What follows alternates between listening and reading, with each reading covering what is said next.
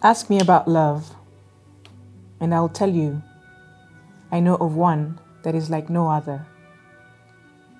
Ask me if I've ever been loved, and I'll tell you that I had mistakenly thought I knew of love until I encountered the true one. Ask me if I've been broken by conditioned love, and I'll tell you that the world broke me, but the ever-loving one surely made me whole again. Ask me if I've been rejected, and I'll tell you that where doors have been slammed in my face, where man's loyalty failed me, I have found one whose arms are always open wide, whose love never fails, one who changes not like shifting shadows, one who remains the same. Ask me if I've ever been abandoned, and I'll tell you I have found one who promised will forsake me not, one whose word comes back not void, one who has but one truth. Ask me about love again, and I'll tell you that I have found one that is not conditional, one that is intentional, ever-present, never-ending love. Ask me now, who is it then I speak of? And I'll tell you, I have found him. Or rather, he found me. He who has loved and still loves me beyond my flaws, my failures, one whose love makes me better daily. Ask me now what he asks of me every day, and I'll tell you that he says, as I have loved you, love others. Ask me finally, who is love? And I'll tell you, he that is the way, the truth, the fountain, endless love, he is.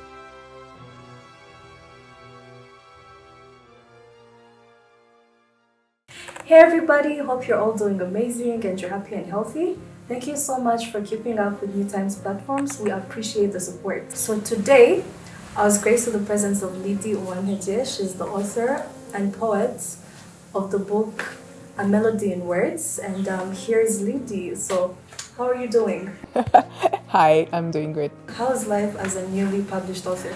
Well, being a poet is something that perhaps I wasn't labeled as a poet from a young age, but I believe that I was a poet. I was writing poetry.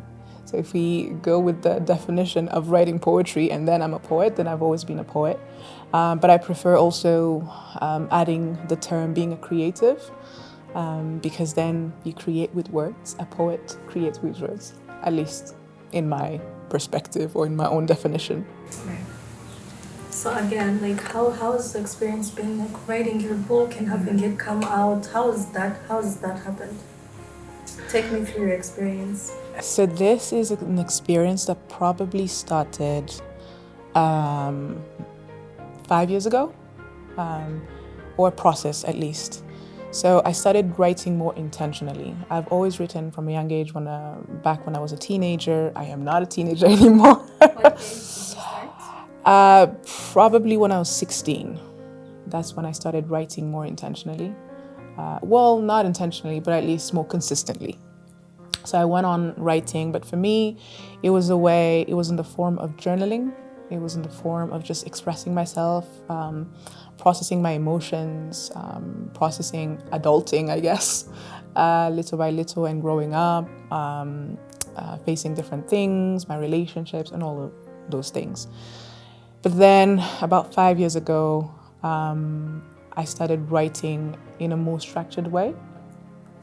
And then specifically, this process of writing and deciding to write a book, I can probably pinpoint it back in 2021. So about what? My math is not mathing. 3 years ago? Approximately 3 years ago. And what happened then is, in my church, we had a course. I was taken through a course called Creative Academy. And one of my teachers encouraged me to write more in a more structured way. So I started putting my poems to the side and being more intentional in writing, in structuring, and researching rather than just like writing for the sake of writing. So some of my pieces were adopted in some of the creatives in the church community. And then later on, at the end of probably 2022, is when I decided to just do it, I guess. So I put together all the pieces that I've written. Some are probably like 10 plus years old, others are more recent. And so I started a process. I asked for help, different people. Some of them I featured in the book as a way to thank them.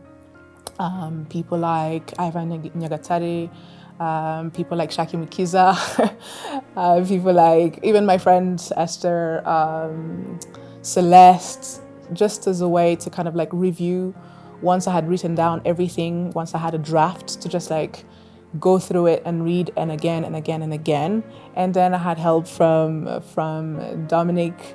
She also helped me like have more of a sense of a book, how to drive it in a good way, how to kind of like bring all the pieces together in a way that can be more appealing to the audience. So that's the long or short process. It sounds like you're very involved in our creative, I guess, space. Mm-hmm. Is this what you do for work? Actually, no.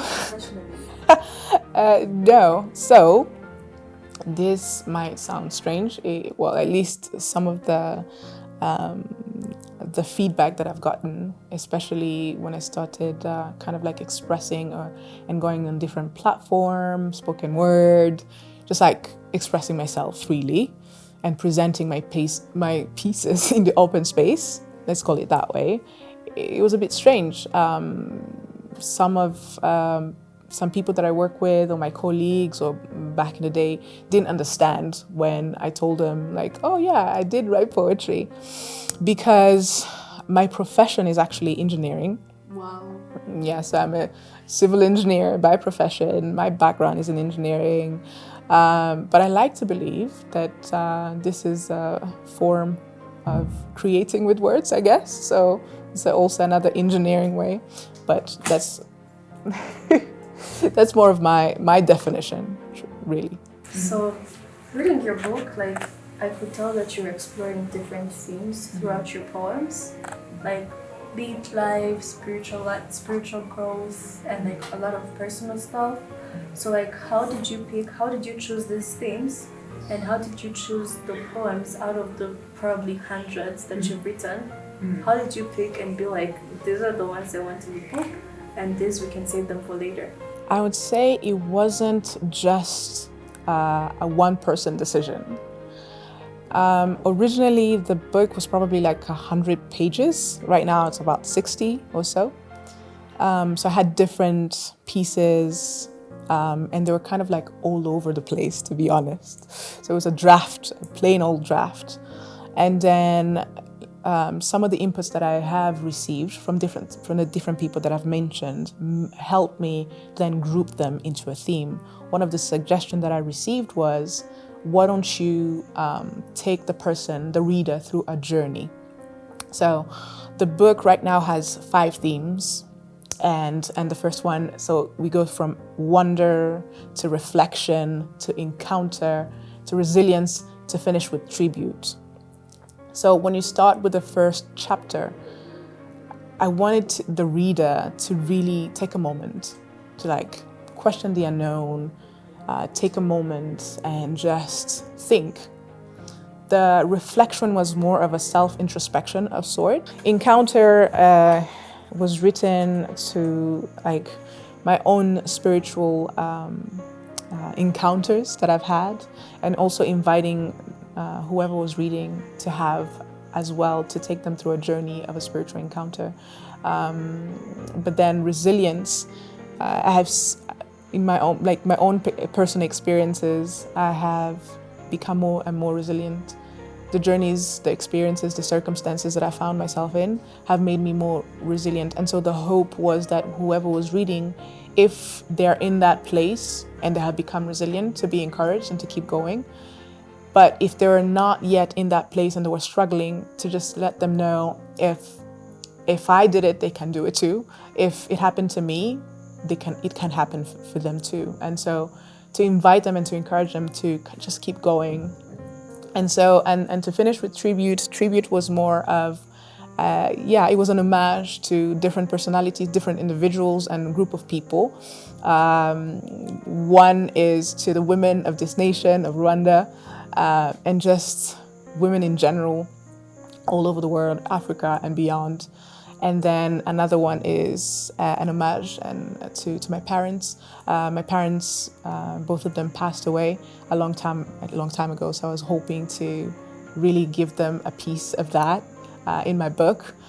And then to finish, a tribute to heroes of this nation, what they have done, the reason why we have the country that is as it looks is because of their action, it's because of their sacrifice, but also kind of like appreciating the heroes that are being born right now, that are being kind of like nurtured into the future and what they will do. So, yeah. So what is it that inspired you to use your personal experiences to relate with strangers? Like, what was your thought process doing this?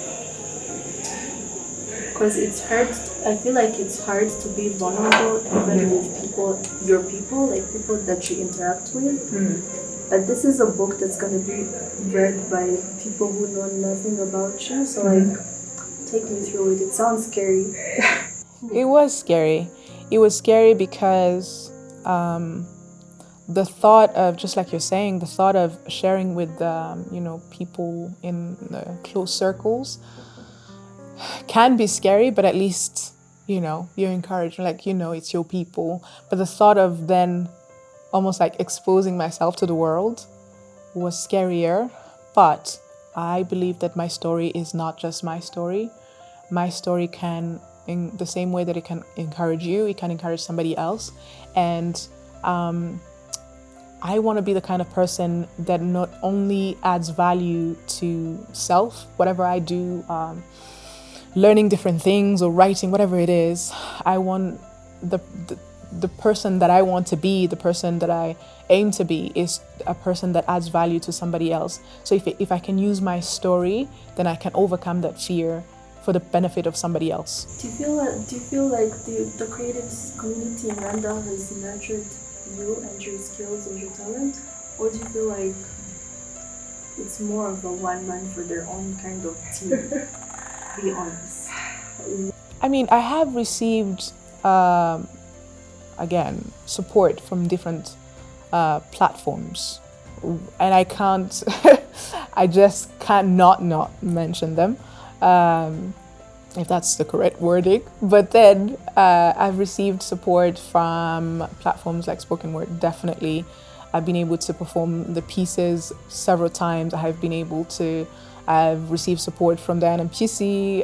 It's been, and the whole team, it's been, that in itself has been a supportive kind of like community. I've received support from So Far Kigali as well. I've received, and more recently, I have received support from Open Mic Wednesday, from Moonchild B. So I just wanted to give her a mention. So different people have supported me, and I think there is a potential to grow, to have like the creative community to grow. And if I've received that support, then I can only hope that there will be more in the future to come. So it sounds like the creative community has been very supportive for you. But if someone else wanted to take a different path in Rwanda and like make their role in the creative community more professional, like monetize it, do you think that is something that our creative economy can facilitate today? And if not, like based on, I guess, your experience within the community and within the country, when do you think that would be able to happen? Well, I can't give you an exact timeline to it, but I can say that we are in a good place right now. I mean, a few years ago, the creative community, and I mean everything from not just poetry was almost non-existent. And if I'm not mistaken, 6+ years ago, it was almost non-existent. You will see a few people performing this and that. You would see a few people coming up with like music, albums, and all those things, but it wasn't as encouraged as it is. That is more of a belief that I have right now. We are in a good place. Even last year, just seeing the president inviting some of the artists just to have a conversation, that is an indication, I believe, to something good that is to come from different people deciding to take it as like, you know, their life, like the profession or their life's work, whatever it is. I think there is potential for it to grow in the years to come because we have different things are indicating in that way. That's the best answer I can give you right now. Yeah. If people forget everything you said in this conversation, what would you want them to remember about you and the book? This book is a testament. It's someone's experience, but I like to believe that it cannot be confined, whatever they have experienced and they have expressed, it cannot be confined to themselves. And I believe that we do not live for ourselves, but we live for ourselves, yes, but for others as well. So if anything, I would hope that it would add something to their lives, even if it's just one piece. Did it make you wonder? Did it make you reflect on your life? So Did it encourage you? Introspection? Introspection, yes. Where can people get your book? Where can people get A Melody in Words? At the moment, the book is available online on Amazon. However, I can actually mention that I am speaking with Imagine We, and I'm hoping to have it in a local store soon. Yeah. Thank you so much for being here. Thank you for your time, and this has been nice. Mirror, mirror, who's the most creative of them all? It surely can't be me. Do I sing better than divas? I am not sure I can even tie their shoes. Could I possibly write better than the outstanding poets out there? My pen must not be sharp enough. Mirror, mirror, godly mirror, tell me, who am I? Tell me, what do you see?